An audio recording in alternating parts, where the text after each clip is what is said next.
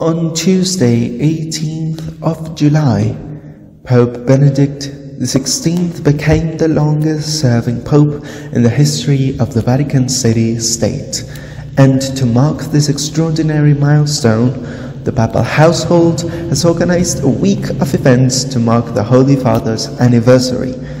Tonight, in a tell-all interview, we're so glad to be joined by His Holiness himself as he reflects on his pontificate and his hopes for the future.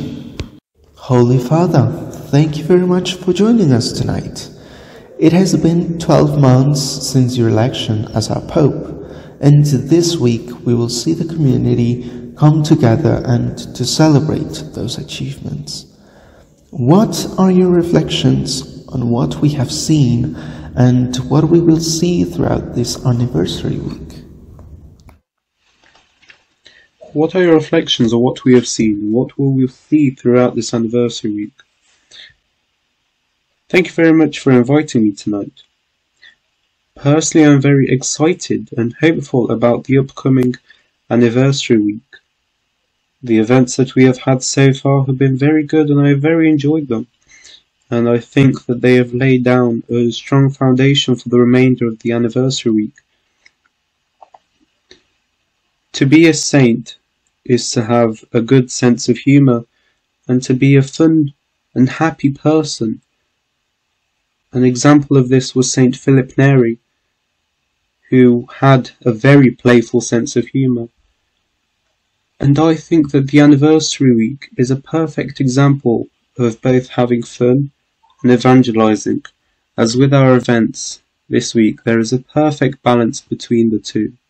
There is seriousness, where we reflect on God's love, and we look at Him in the perspective of, from an educational perspective, but there is also the fun and happy aspect, where we appreciate the fact that we are here, we are alive, and that God has created us. Your pontificate has been praised as one of the most successful papacies of recent years, with 12 months of serving this community, and inevitably that brings a lot of change. Did you expect that you would still be here 1 year on, and what are your general thoughts on the changes that have occurred over your time as Pope? Well, this is a very good question, honestly. No, I did not expect to surpass the length of my predecessor, Pope Augustine V. I thought that 4 months was a long time, and that actually I wouldn't be able to, well, that I wasn't experienced enough to pass that length of time, and yet here we are over 12 months on, and I'm still in the role. I have many great people supporting me in the background, who I thank most deeply, and, well, we have kept going. Naturally, I have many times thought about leaving and discussed it with others, and other people have told me stay, because we really want you here. And these strong words are just so great and so inspirational. They really strengthen you in a time of need, and they remind you what you're here for. You're not here for yourself. You're not here to better yourself. You are here to help others. Now back to the questions.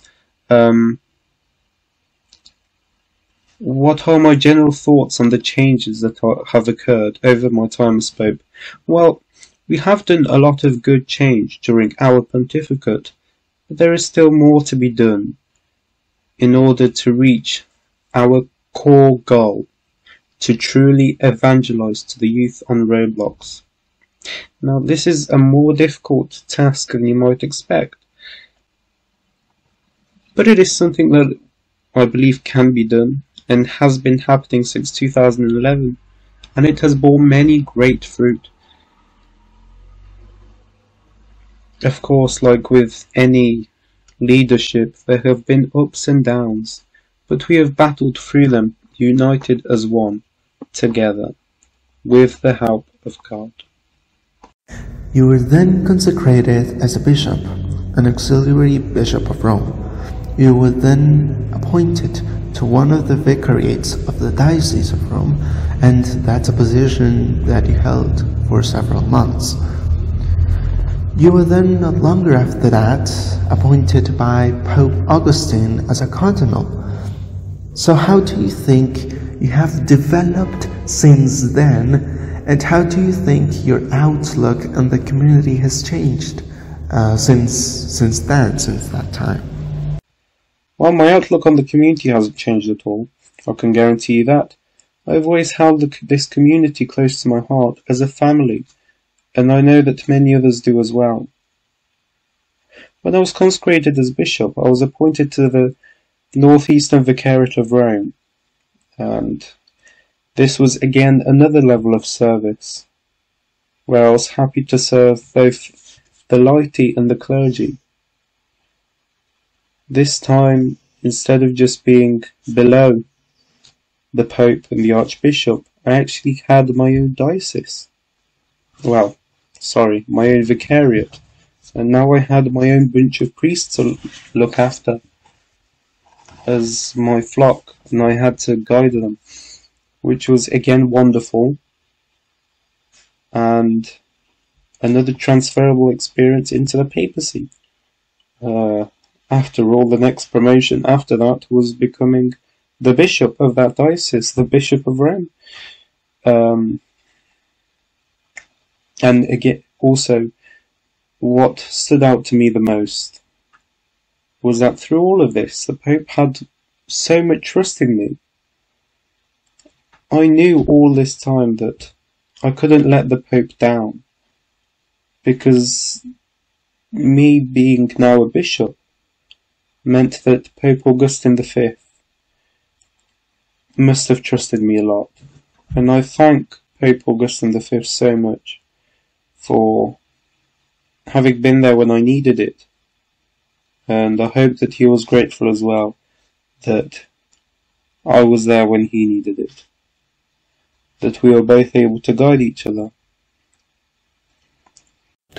I think it's true to say that each pope has their own style and different traits to the role of being a pope. And in doing that, sometimes popes have different qualities that endear people to them. What do you think is the most important quality for a pope to have? And how do you think that should be put into practice? I think it's true to say that each pope has their own style and different traits to the role of being pope. In doing that, popes often have different qualities that endear people to them. What do you think is the most important quality for a pope to have, and how do you think that should be put into practice? Well, naturally, all humans have different qualities. We are all given different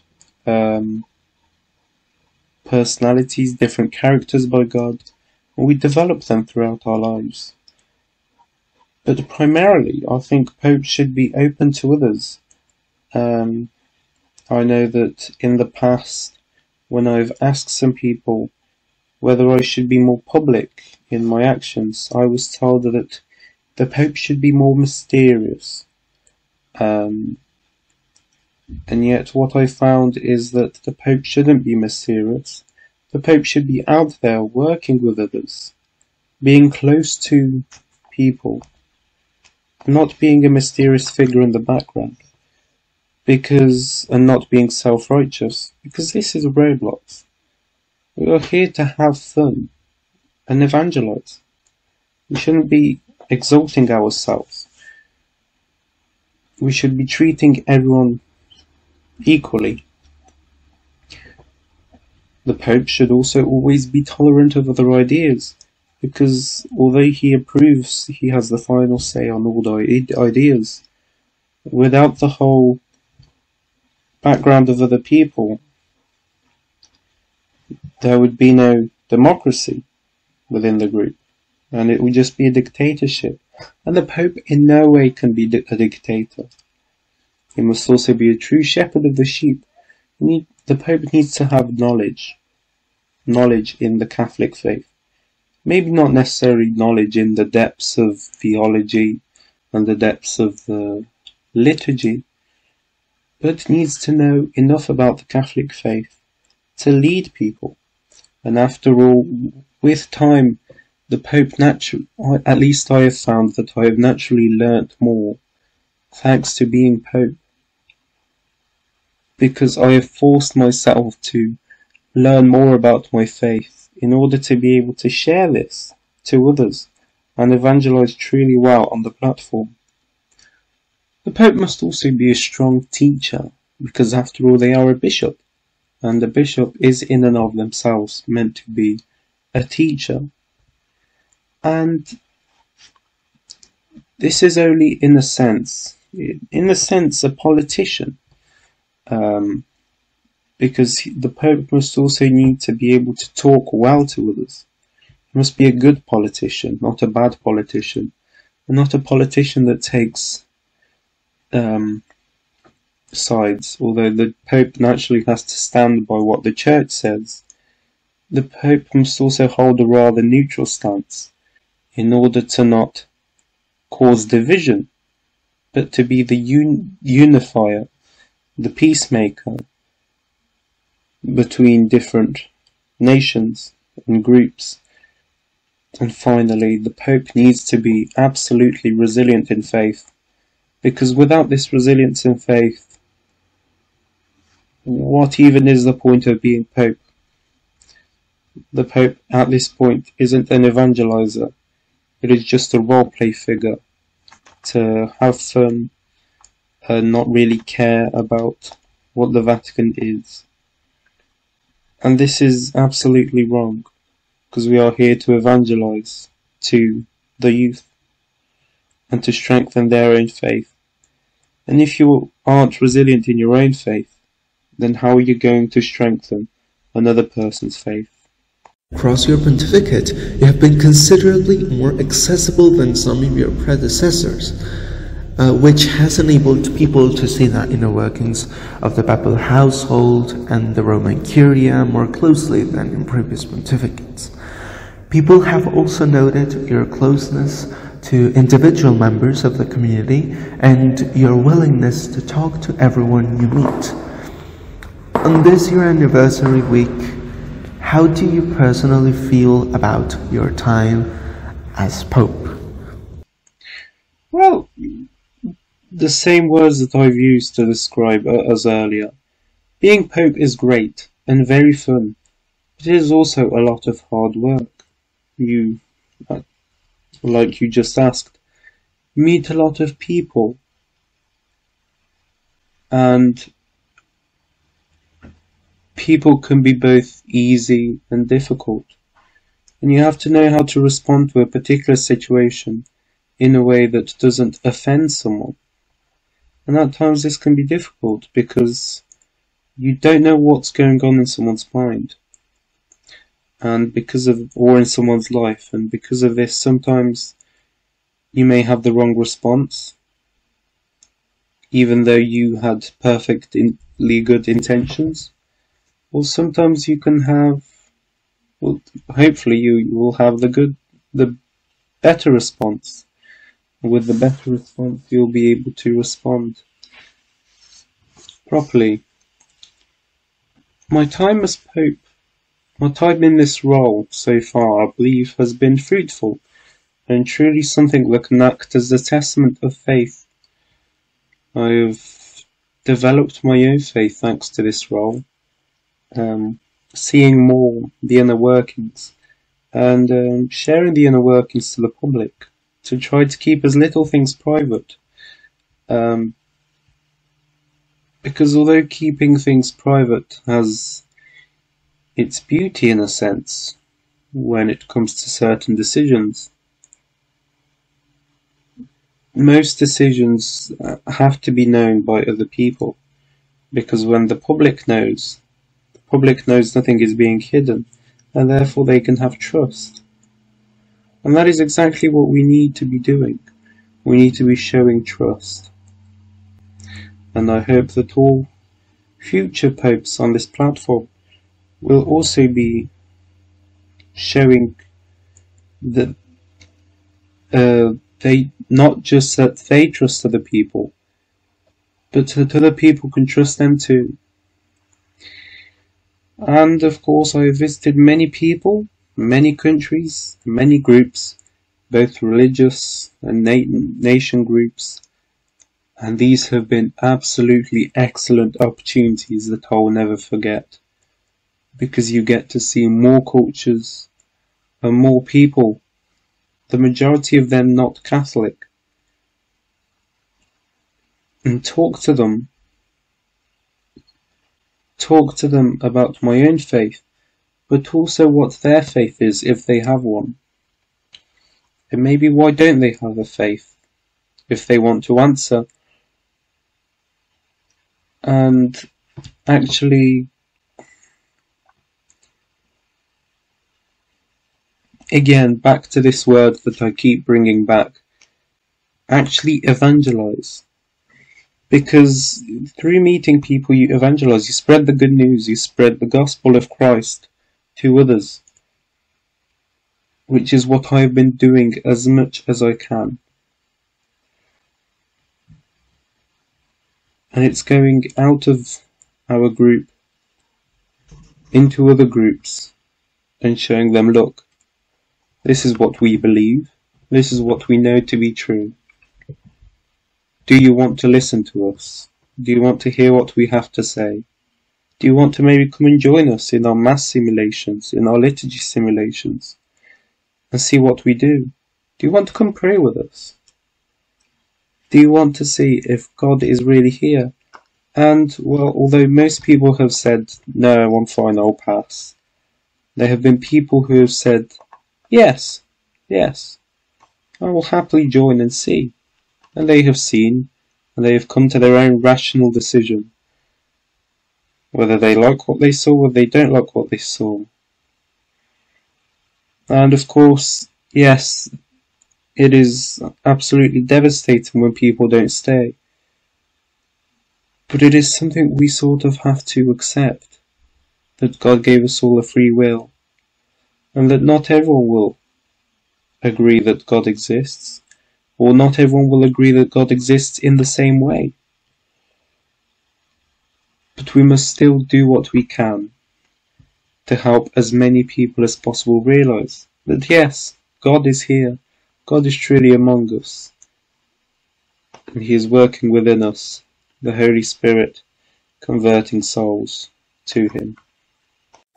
In recent weeks and months, you have personally spearheaded a great deal of the Vatican Group's progress and efforts in regards to our outreach to people beyond the United Nations.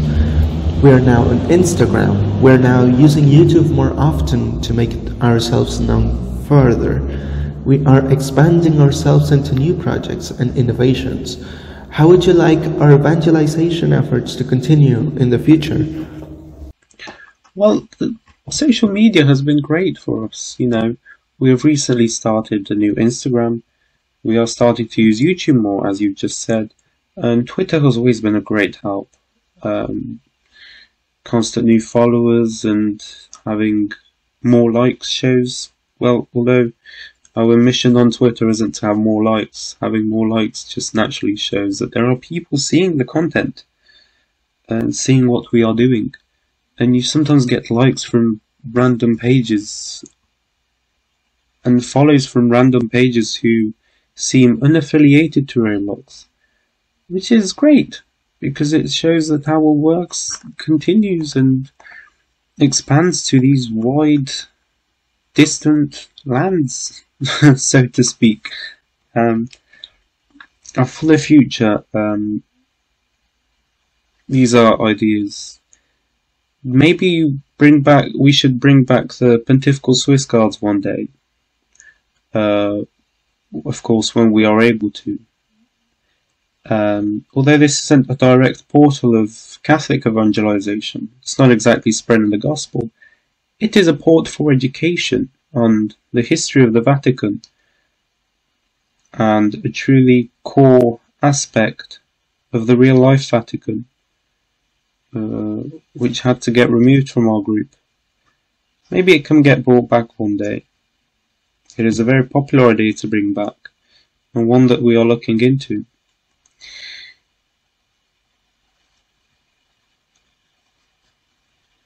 Another project is to bring in more orders to create closer communities within the Vatican itself. Another popular idea are these orders, and maybe expand the sisters further and find new ways to involve women into the working of the Church, while still following the teachings of the Church on various matters. And although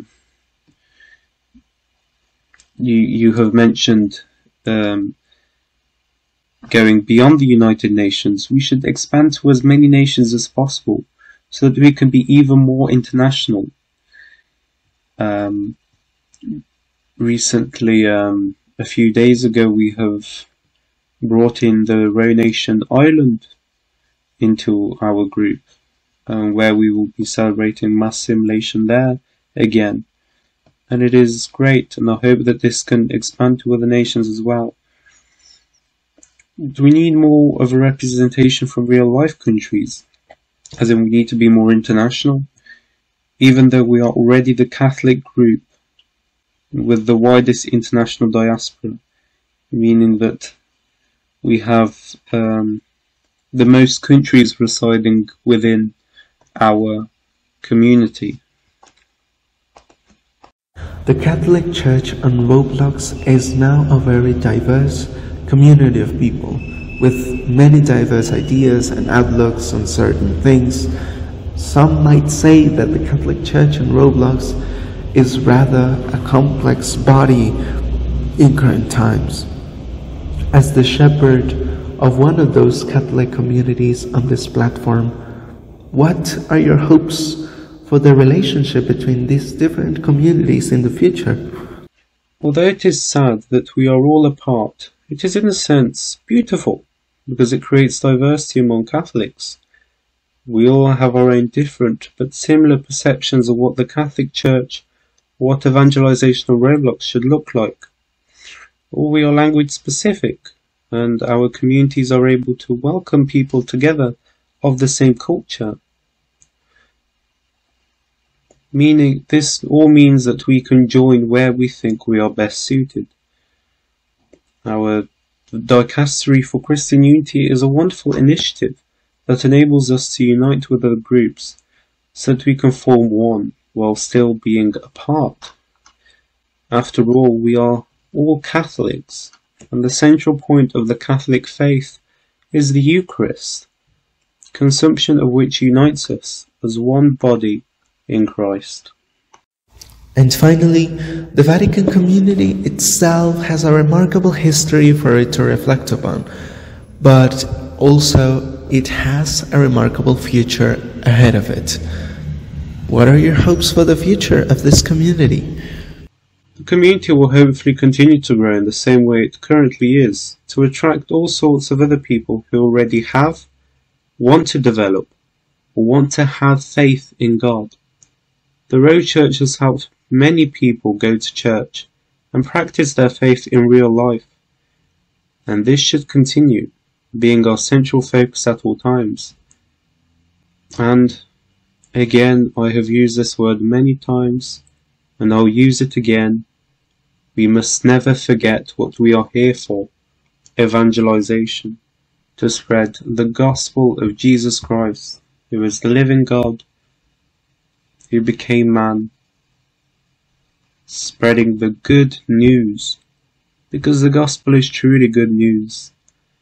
Anyone who denies this is not Christian, but maybe we should get those people who are denying it, try to find them, and show them, look, why do you think this isn't good news?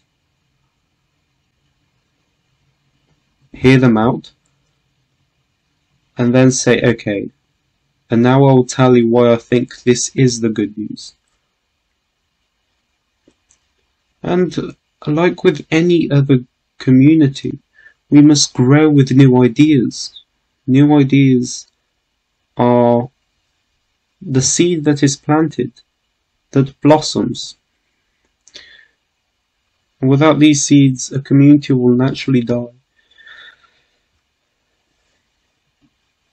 As in the future, new people will take over the board of trustees, and become Pope, and most of the current members will move on in real life to either work on their priesthood vocation, maybe their sisterhood vocation, or their own adult endeavours. The group will hopefully remain as a point of safety for Catholics to thrive in, because nowadays it is difficult to find somewhere where Catholics can feel truly at home, so they just give up. We should never give up. We should always work as hard to strengthen our faith and live for and with God, thanks to the help of other people who give us the strength to live with Him. Holy Father, the Vatican community is enormously grateful for your commitment to our group, and once again, we congratulate you wholeheartedly on this milestone. Well, thank you. I know it probably has not been easy bearing with me all of this time, but I hope I haven't been too great of a burden on you all. Thank you all for the time. I hope that you enjoy the upcoming anniversary week, what is left of it, and God bless you all. Thank you very much for joining us tonight for this anniversary interview with Pope Benedict XVI. We hope you enjoy the rest of the week's events and liturgies. You may follow us on Instagram, Twitter, our YouTube, our Discord server, and our Roblox group to keep up to date with the anniversary week and future projects.